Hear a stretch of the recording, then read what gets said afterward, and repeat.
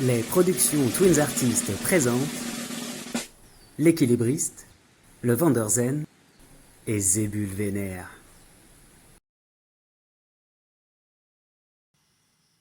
Un jeune équilibriste avait perdu l'équilibre.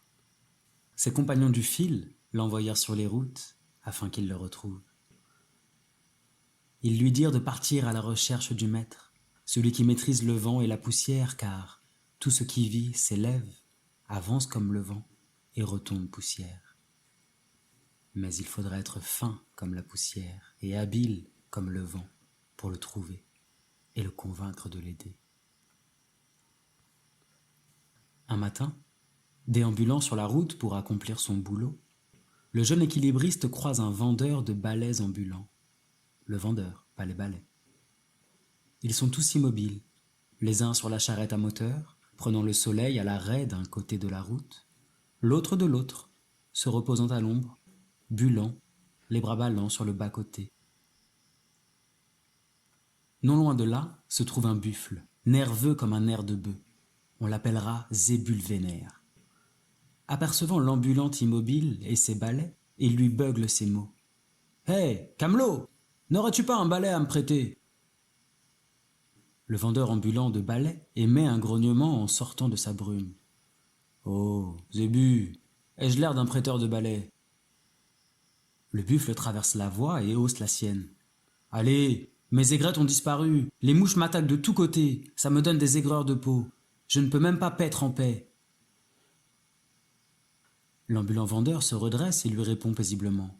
« N'abuse pas, Zébu, je ne suis pas balayeur, et mes balais, je les vends. » Mais le buffle surenchérit. « Prête-moi un balai, ou bien balaye-moi au moins le dos, vite fait. » Le vendeur s'impatiente, mais ne le montre pas. Il lui explique. « Si tu veux un coup de paille sur tes poils, il va me falloir déballer un balai. Si je le déballe et l'ébouriffe, je ne pourrai plus le remballer. Personne n'en voudra et je n'aurai plus qu'à le remballer.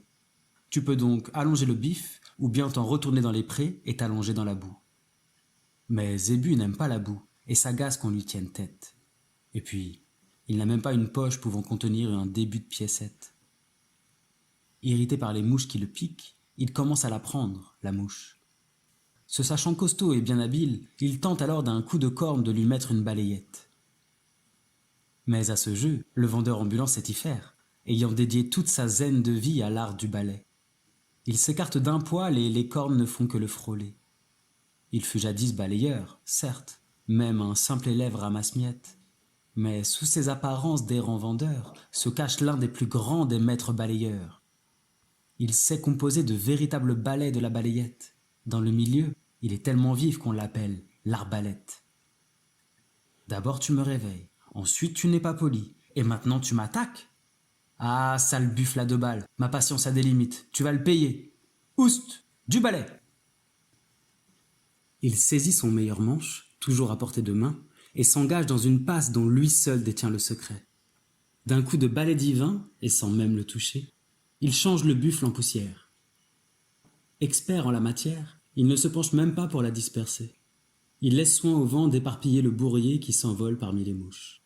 Aux oubliettes, le Zébu. Impressionné, le jeune équilibriste se dit qu'il l'a peut-être trouvé, le maître du vent et de la poussière. Il s'approche.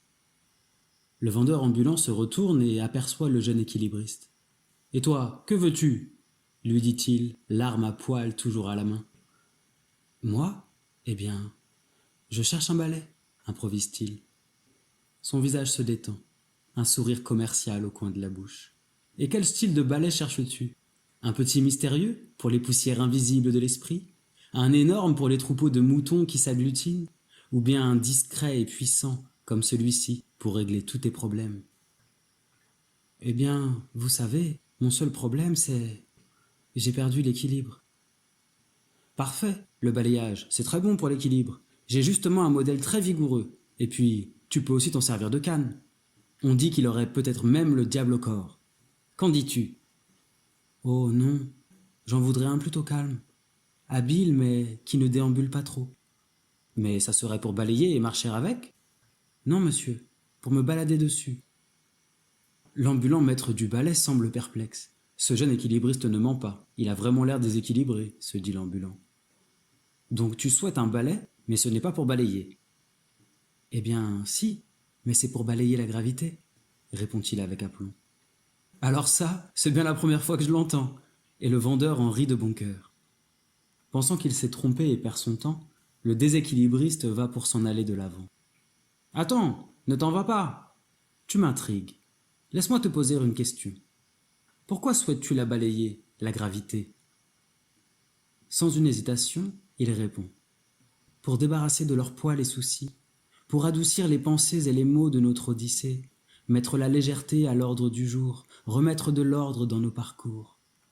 Je veux balayer la gravité, qu'elle aille un peu prendre l'air, qu'elle nous laisse le temps de nous ressaisir, qu'elle revienne lorsque nous serons un peu plus ancrés.